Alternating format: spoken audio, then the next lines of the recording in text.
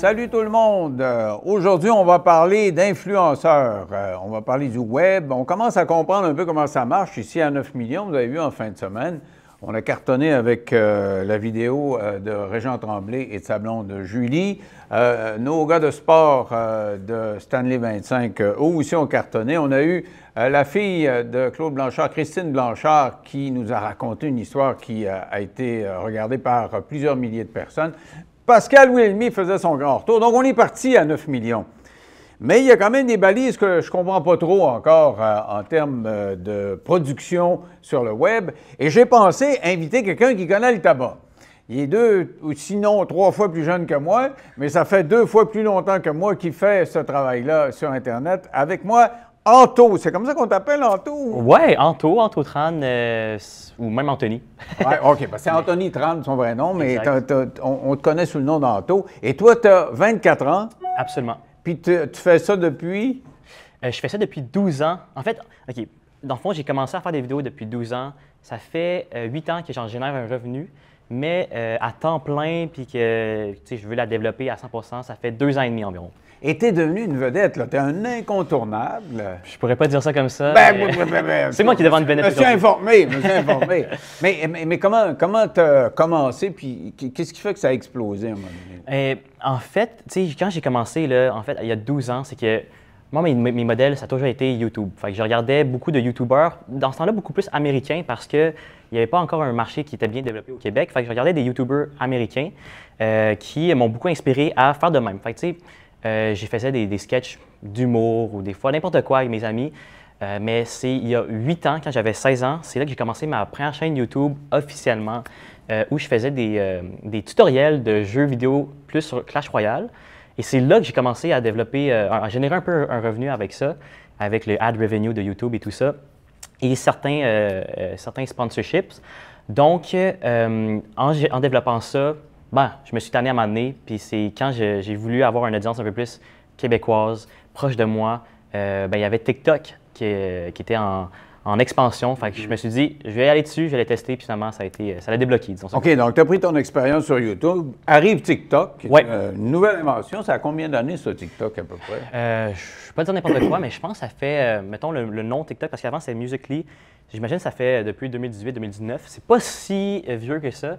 Mais je pense que, mettons, au Québec, ça a pris une grande expansion pendant la pandémie. Tu vois, je pensais que c'était surtout pour les jeunes, moi, TikTok. Puis quand on partage des choses, souvent, je te dirais, des éléments d'affaires publiques, des éléments plus sérieux, ça explose sur TikTok. Moi, je pensais que c'était juste des jeunes filles qui se montrent de même, là, mais non. Je dirais que, écoute, l'algorithme est différent pour tout le monde, puis ça montre ce que vous aimez. Fait que ça montre que j'aime pas les filles avec des grosses babines, si j'en vois pas tant que ça. Si vous n'en voyez pas tant que ça veut dire que justement vos intérêts sont dirigés vers quelque chose qui est plus, un peu sérieux, disons ça comme ça. Mais quand même, on a eu, je sais pas, 280 000 vues là, d'un homme qui a été accusé injustement d'avoir secoué son bébé qui est mort. Okay. Et c'est là qu'on a eu le plus de vues. J'étais surpris que ce soit sur TikTok. Tu sais, sur TikTok, là, on a souvent cette misconception-là parce que c'est vrai que peut-être en 2020, 2019, 2020, au début, il y avait beaucoup de contenu qui était plus jeune, puis c'était beaucoup des danses. Moi, j'appelle ça l'ère des stories Snapchat. Là. Ouais. Tu faisais une vidéo, puis tu dansais un peu, puis tu la postais, puis ça devenait viral. Maintenant, et de plus en plus, il faut avoir un contenu qui est réfléchi, un peu plus intéressant. Puis justement, si il y a déjà un plus grand bassin de personnes et d'âge de personnes qui sont sur TikTok, et de ce fait, ça fait en sorte que justement, il y a des vidéos qui sont un peu plus sérieuses, qui peuvent avoir une grande traction, contrairement à ce qu'on pourrait penser. Donc, ça vieillit un peu sur le net. Là. Absolument. Il y a une génération qui a appris à aller là-dessus. Là. Bien sûr. Puis comme je dis, en ce moment, TikTok, c'est là qu'on peut rejoindre une audience qui est le plus jeune, jusqu'à, je sais pas, 45, 50 ans, selon si je me fie avec mes statistiques. Sur Instagram, c'est un peu plus de genre 25 à peut-être 65. Et sur Facebook, c'est là qu'on irait rejoindre entre plus comme 45 et plus, et vraiment plus. OK. Mais le range, le gap est assez grand pour TikTok aussi. Alors, parle-moi de tes greatest hits, là, parce que tu as eu des partages vraiment qui ont été viraux, c'est le moins qu'on puisse dire. Qu'est-ce qui a fait que tu es devenu une vedette? Là? Bang, ça explose. C'est ça. Pour de vrai, là, j'ai toujours été constant dans mon contenu. J'ai toujours fait des vidéos qui m'étaient authentiques. Fait que pour moi, tu sais, la viralité, c'est sûr que je vais toujours essayer d'optimiser. Comme je dis toujours, là, ça, c'est mes intérêts, ça, c'est les intérêts du public. Si je suis capable de faire une vidéo qui rejoint les deux, donc mon intérêt et l'intérêt du public, ben, c'est là que ça devient viral. Donc, c'est, je pense, la pratique continue. La constance. La constance et la pratique de toujours essayer de trouver cette connexion-là. Mais la première là, qui te fait dire que ça va fonctionner, comme moi en fin de semaine, Oui. le moment qu'on a eu avec Régent et Julie, Oui. qui était peut-être à 50 000 vues, là, je sais que c'est un moment important dans le développement de notre affaire. Comme j'ai su, quand j'ai fait, je ne sais pas, moi, le bichon maltais à LCN, Oui. ce genre de truc-là, je savais qu'on atteignait un nouveau stade. Là. Oui. C'est quoi qui t'a fait atteindre un nouveau stade? C'est une bonne question. Moi, je pense que qu'est-ce qui m'a fait monter d'un cran, on pourrait dire, en termes de réseaux sociaux, c'est quand j'ai réussi à rencontrer Ricardo. C'était un défi que je m'étais posé parce qu'à ce moment-là, je faisais beaucoup de reviews de bouffe. Puis, tu sais, ça faisait 1 an. Fait que je me suis dit, comment on peut bien clore cette série-là? Et évidemment, ben, pour clore une série de grande envergure, il faut aller avec le top. Et le top dans la cuisine au Québec, c'est Ricardo. Fait que, il y a une journée que je me suis dit, j'ai l'idée parfaite, il faut aller le chercher en le faisant, comment dire, en l'intéressant dans un certain sens, puis en piquant sa curiosité. Fait que je lui ai lancé un défi. J'ai dit, hey, Monsieur Ricardo, je vais essayer de cuisiner pour vous avec votre livre de recettes. Il venait juste de sortir un livre de recettes, fait que je me suis dit ça devrait faire une bonne pub pour peut-être être intéressé. Ça va seulement durer 15 minutes de votre temps, un petit test de goût dans le fond. Puis, seulement si on va recevoir 25 000 partages sur les réseaux sociaux. Donc, tu lui as lancé ce défi-là sur les réseaux sociaux. Absolument. OK. Tu t'adresses à Ricardo, il ne te connaît pas, lui, mais tu lances ça dans l'univers. Ça me prend 25 000 vues pour que j'aille plus loin. 25 000 partages. Oh, c'est encore plus long. Oui, c'est ça. Donc, finalement, cette vidéo-là a généré, je pense, environ 400 ou 500 000 vues, plus de 50 000 partages. Puis, M. Ricardo, il l'a vu, il a décidé d'accepter mon défi. Puis, je pense que c'est ça que le monde m'ont plus pris au sérieux. Donc, tu es allé chez lui ou quoi? Je suis allé à leur studio, puis il m'a montré, tu sais, leur studio de cuisine, c'était malade. C'est ça. On avait seulement, je pense qu'on avait seulement 30 minutes qui étaient réservées pour notre petite vidéo.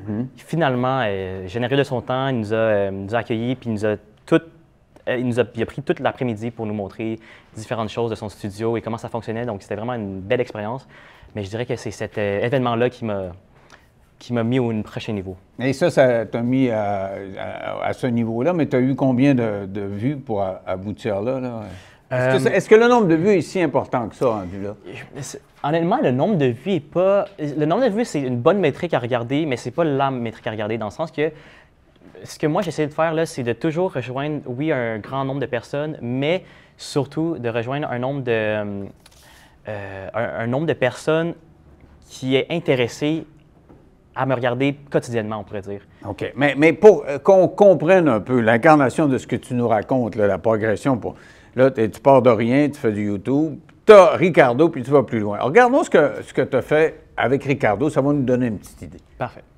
Je suis avec Ricardo pour la recette du saumon teriyaki et c'est enfin aujourd'hui que Ricardo va pouvoir la goûter. La cuisson est parfaite. Yes. C'est juteux, c'est moelleux. Ça, c'est bien cuit. OK, la glaçure sur le dessus, c'est très bon ça. Juste parfait. Le chou, par contre, il est rendu sec, mais je te pardonne. Il était tranché très finement. Ça se réchauffe pas, ce chou-là. C'est clair que quand tu l'as fait chez vous, il était parfait. Honnêtement, tu sais cuisiner.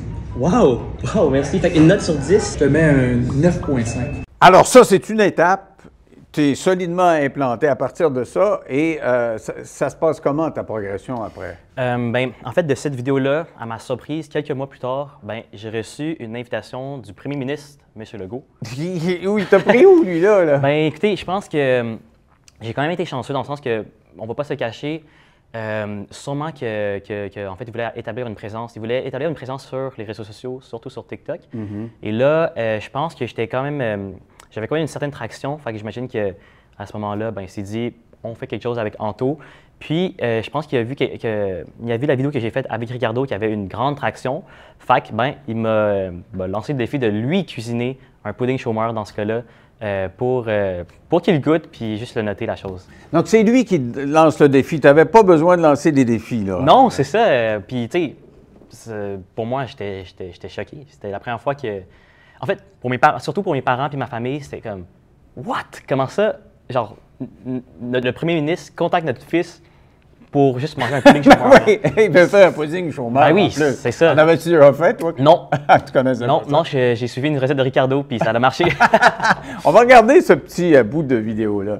Et oui, ça c'est moi avec Monsieur Legault. Je m'apprêtais à lui faire tester mon pudding chômeur pour qu'il le note sur 10. Mais ce qu'il savait pas, c'est que s'il note mon pudding chômeur à plus de 8.2 sur 10, je m'engage à offrir 500 $ à un organisme caritatif. Donc abonne-toi pour voir le résultat final que je posterai demain. Est-ce que tu as eu l'impression d'être utilisé politiquement? Tu sais, t'es comme la vedette chez les jeunes. Je dirais peut-être pas l'idole des jeunes, mais tu sais, t'es un point de référence pour des jeunes. Le premier ministre dit « Hey, je vais peut-être avoir des votes avec les jeunes. » Est-ce que tu t'es senti un peu manipulé ou si c'est juste spontanément, il fait affaire avec moi et on a du fun? Écoutez, dans le sens que dans cet événement-là, que ce soit à profit de leur campagne ou de mon branding personnel, ben, je pense que ça a été avantageux pour les deux parties. Puis je pense que toutes ces collaborations-là sont nécessaires et sont payantes pour tout le monde, dans le sens que pour moi, encore une fois, ça a mis un autre niveau encore plus, puis ça a été pour longtemps un moyen de référence pour les personnes. Ah, c'est lui qui a cuisiné pour Ricardo. Ah, c'est lui qui a rencontré le premier ministre. Puis tous ces événements-là qu'on atteint, je pense même pour vous, vous le savez, là, plus le nombre de fois que quelqu'un peut t'associer avec un événement, somme toute, positive. Ça dépend. Moi, je suis associé à Femme Fontaine. Je ne sais pas si la Femme Fontaine m'a apporté beaucoup d'éléments dans ma vie. C'est ça, c'est pour ça que je dis somme toute positive. Mais tu sais, si on accumule ces événements-là, ben ça aide notre branding personnel. Comment il était dans la vie, M. Legault, là? Parce que là, c'est sûr que c'est une opération de relations publiques. Et il y a une... Tu sais, ça, c'est l'officiel, c'est ça, dans sa job. Il est premier ministre, là, il va faire une job de PR. Mais avec toi, là, ta relation avec lui, comment il a été? Bien, écoutez, moi, je pense que vous l'avez sûrement rencontré plus de fois que moi. Puis, pas souvent, non? Non? OK. Non? OK. Mais la rencontre qu'on a eue, c'était super. C'était assez bref, tu sais. Je pense qu'on dit qu'il y a un horaire de premier ministre, puis c'est pas pour rien qu'on dit ça. Je peux dire que toute son équipe était super accueillante, puis gentille, puis j'ai rien de négatif à dire. OK. Donc, tu es connecté avec lui. Absolument, absolument. Donc, c'était réel, parce que, tu sais, des fois, quand on fait de la télé, les podcasts, là, on découvre un peu comment ça marche, mais la télé, souvent, c'est arrangé avec le gars des vues, là, tu sais. OK. La madame a l'air heureuse, mais ça fait 1000 fois qu'ils le reprennent. Maintenant, un petit peu, tu sais, c'est aussi arrangé, là. Mais je trouve ça vraiment cool parce que c'est comme si vous, maintenant, qui êtes dans le numérique, genre, tous ces scoops-là, puis là, j'imagine que vous avez la liberté de dire ce que vous voulez avec votre show. Ouais. Puis je trouve ça vraiment magnifique. Mais remarque, moi, j'étais un de ceux qui avait la plus de liberté, je pense, là. OK. Mais cette liberté-là est limitée par la culture d'une entreprise. C'est-à-dire que tu t'auto-censures dans le sens où tu sais que, je sais pas, moi, tu travailles pour Radio-Canada, tu es financé par l'État, c'est toujours délicat, il y a des choses. Puis il y a une culture woke à Radio-Canada, tu sais, je dirais pas, on dira pas woke, mais plutôt de gauche, et donc ça va être plus dans ce sens-là. Tu sais, chez Québécois, c'est plus de droite, c'est plus Vidéotron, et puis c'est plus, tu sais, il faut que tu fasses attention aux commanditaires. C'est beaucoup de l'autocensure.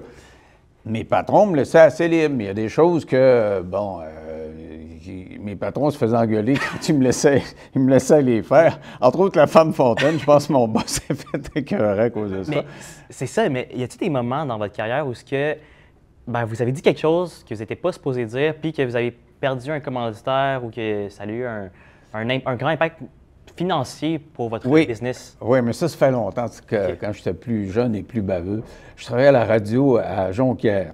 Puis il y avait un vieux monsieur qui faisait le tour des postes de radio du Québec, puis il vendait une espèce de produit naturel qui était supposé de te requinquer. Lui, il avait 75 ans, puis il avait une teinture de cheveux noirs très, très jeune. OK. Et son slogan, c'était « Moi, j'ai 3 fois 25 ans. Si vous prenez de mes gélules, vous allez voir, vous allez vivre vieux. » OK. Alors, c'est un commanditaire, il paye pour avoir 5 minutes, mais à un moment donné, il payait pour avoir un quart d'heure de ton show.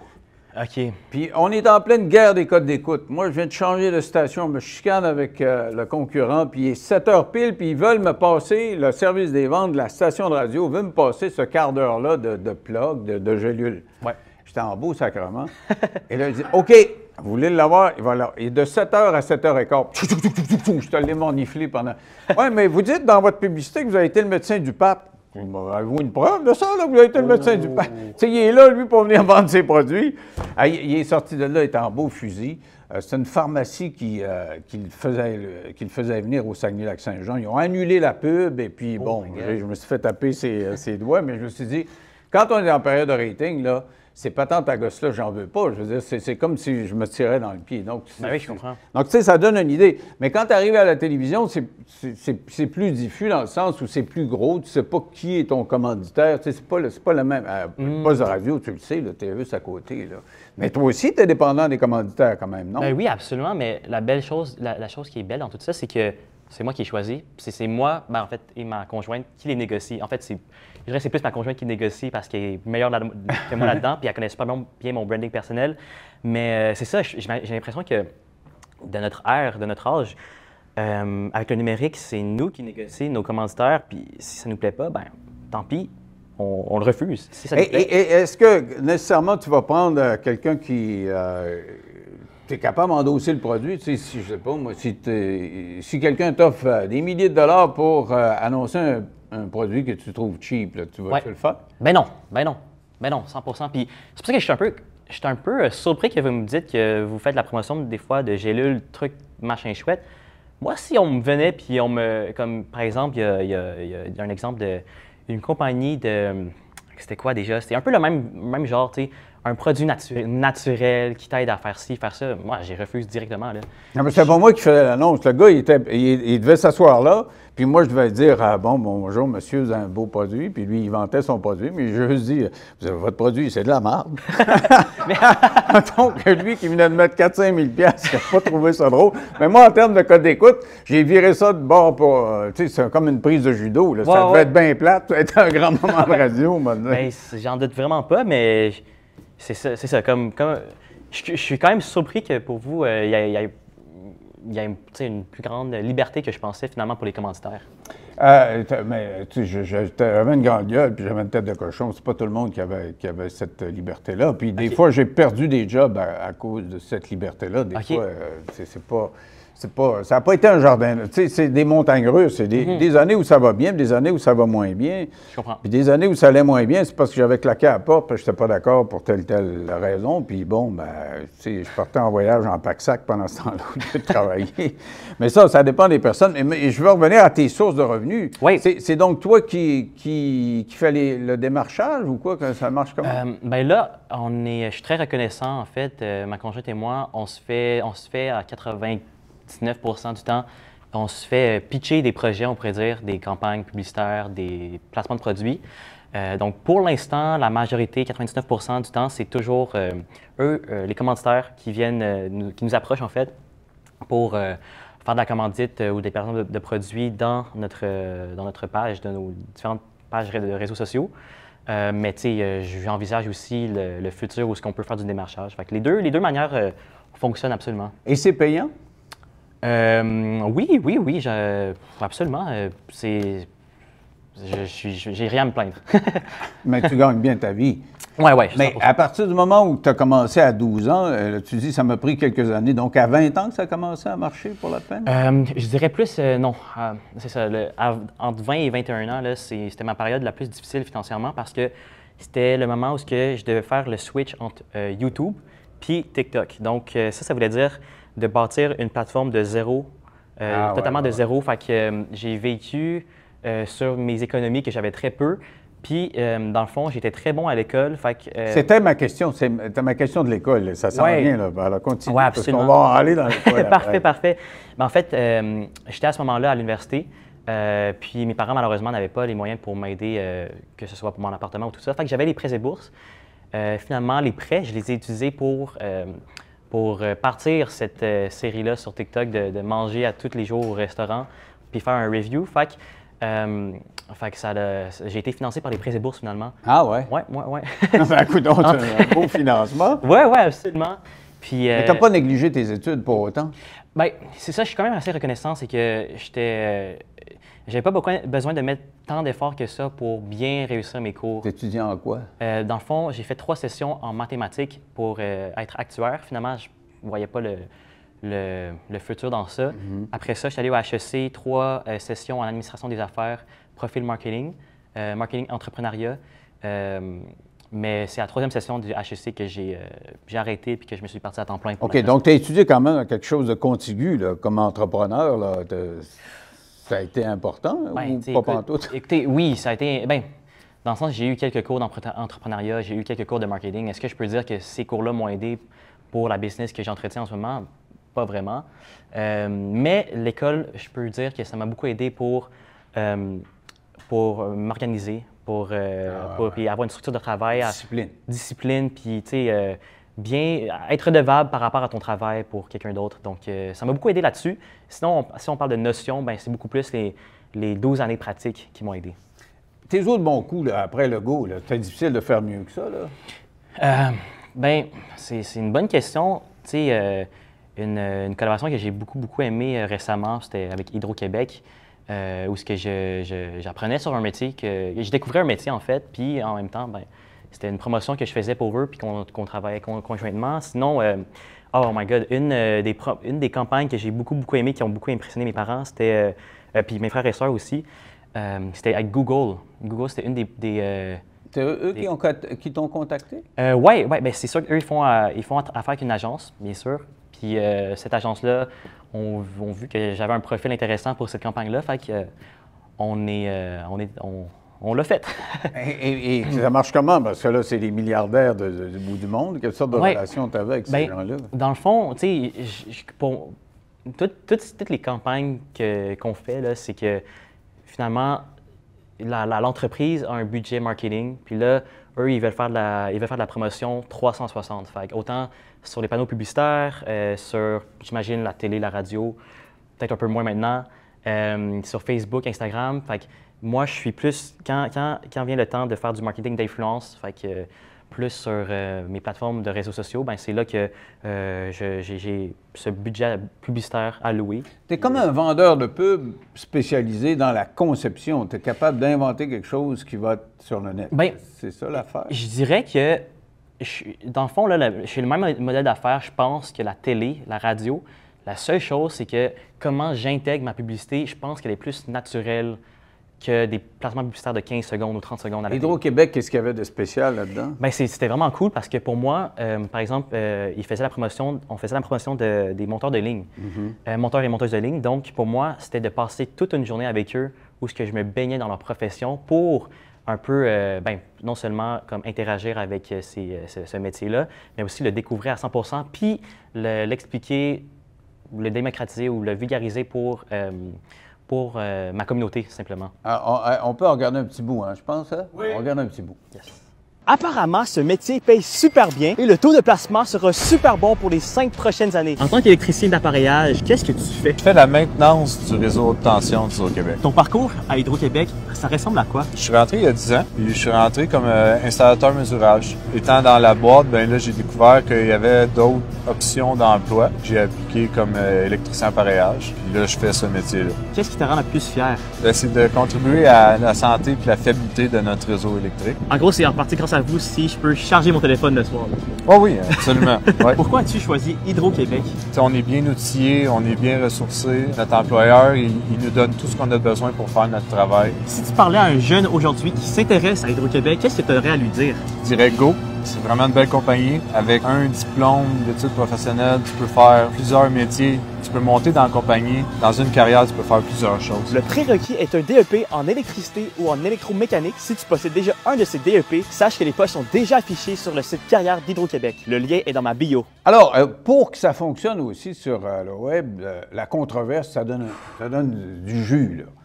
Hein? Mais anyway, sur la vraie télévision aussi, parce que quand j'ai eu la controverse, c'est sûr que ça a explosé. Mais toi, tu as été au centre d'une, là, puis tu as pris ça comment? Raconte-nous la controverse d'abord. Je sais pas si c'est une controverse parce que... En tout cas, ça a fait jaser. Ça a fait jaser. Ça, c'est sûr que ça a fait jaser. Dans le fond, j'ai publié récemment, pas récemment, mais quand même un ou deux mois, une vidéo où j'allais tester, on pourrait dire, la langue anglaise dans des régions au Québec. Puis, le concept, c'était justement de voir, c'est quoi, on pourrait dire, le niveau de l'anglais dans certaines régions. Fait que je suis allé dans, je me rappelle plus c'est quoi la ville exactement, mais c'était une ville qui commençait par le Saint. Puis, je suis allé dans un drive-thru je parlais anglais, puis voir justement comment cet employé-là allait répondre, tout simplement. Donc, tu poses la question en anglais, puis ouais. il te répond. Mais qu'est-ce qui est curieux de cet événement-là, c'est que, en fait, j'avais testé le français plein de fois avant ça. Et là, vu que en tout cas pour moi, j'étais comme, hey, j'ai testé le français 3-4 fois avant ça. Là, c'est rendu à l'anglais de tester, tu sais. Ce que je trouve drôle et ironique un peu, c'est que j'avais testé l'anglais aux frontières à Toronto, ou proche de Toronto, dans le coin de l'Ontario. J'avais testé le français à Montréal, dans les différentes régions, autant dans West Island, Downtown, puis tout ça. J'avais testé aussi le français, si c'était bien parlé, je ne m'en rappelle plus où. Ah oui, à Toronto aussi. En Ontario, est-ce qu'on le parlait malgré que ce soit une langue... Surtout anglais, oui. C'est surtout anglais, mais aussi une deuxième langue qu'on apprend. Donc là, j'avais fait le tour pour le français. Là, je me suis dit, la suite logique, c'est l'anglais.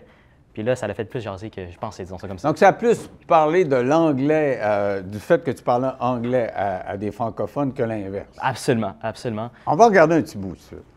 Apparemment, les Québécois en région savent pas parler anglais, mais est-ce que c'est vrai? Donc, on est allé dans une ville qui commence par Saint pour que vous donniez une note sur 10. Oui, bonjour. Yes, hi. I'm sorry, I can't see the flavored donuts really well. Can you tell me what you have, please? We have vanilla. I don't know the word. It's like we have honey, and I think we have Boston cream. So, do you want what? A Boston cream with maple, please. Ok, c'est bon. Thank you very much. Alors, c'est quoi la controverse à l'issue de tout ça, là? Bien, à ma surprise, il y a une chroniqueuse dans un journal qui a fait un article par rapport à ça, une chronique par rapport à ça. Puis, je pense que ce qu'elle voulait dire, c'est que j'étais contre le français. Ou tu sais, ou que je sais pas. Moi, je trouvais ça absurde totalement parce que mon contenu, je choisis de le faire en français. Justement, comme je vous ai dit, j'ai testé le français sur les anglophones tellement de fois. Et là, un test banal, on pourrait dire, ça se fait plus jaser que je pensais. Puis j'étais bien surpris de tout ça. Mais c'était quoi l'argument? C'était que tu respectais pas la langue? Ou... Non, pas du tout. Je pense que c'est juste... moi, je pense honnêtement là, que c'était une situation où on voulait faire un petit titre clickbait, mais au niveau des médias traditionnels, puis qu'on voulait avoir un titre pour enflammer une... C'était quoi le titre? Je me rappelle plus c'était quoi, là, mais c'était genre un influenceur. Premièrement, on utilise toujours le mot influenceur, ça c'est sûr. Un influenceur, je sais pas, je me rappelle plus du titre, mais c'est comme un influenceur, un mot négatif par rapport au français. Ah, OK. Ou met en valeur l'anglais. Je sais pas, je me rappelle plus c'était quoi exactement, mais... Mais est-ce que c'était... il pensait que tu riais de l'accent anglais ou francophone de l'anglais? Je pense que c'était peut-être une perception de ça. Puis, parce que moi, dans ce que j'ai vu, oui. Je vois on te répond en anglais. C'est sûr qu'il y a un accent francophone, mais oui, on a des accents. Moi, je parle anglais. I have an accent. Ben oui, absolument. Puis moi aussi, quand je parle anglais, j'ai un accent. Puis c'est ça que je trouve drôle, c'est que, en tout cas, moi, j'ai posé la question, j'ai émis le résultat, et la réaction par après, ben, si tu le perçois comme une parodie ou de se moquer de cette personne-là, ben, c'est que c'est plutôt ton opinion qui le perçoit comme ça, tu sais. Mais est-ce que tu as des gens qui se sont mêlés au débat puis qui t'ont écrit sur Internet, ça n'a pas de bon sens, tu ris du monde? Je pense qu'il y a peut-être eu quelques commentaires qui s'apparentaient à ça. Mais tu sais, encore une fois, c'était beaucoup de surprises pour moi. Ah ouais. Ouais. Parce que tu n'as jamais été au centre d'une controverse avant? Ou... Controverse, je pense pas. Je veux dire, des gens qui sont fâchés après toi. Ben, il y en Parce a... que moi, régulièrement, là, on me traite de poubelle, de pourriture. Si vous êtes membre de 9 millions, l'entrevue se poursuit à l'instant. Si vous ne l'êtes pas, vous pouvez le devenir en allant sur 9millions.ca. Sinon, on se retrouve demain.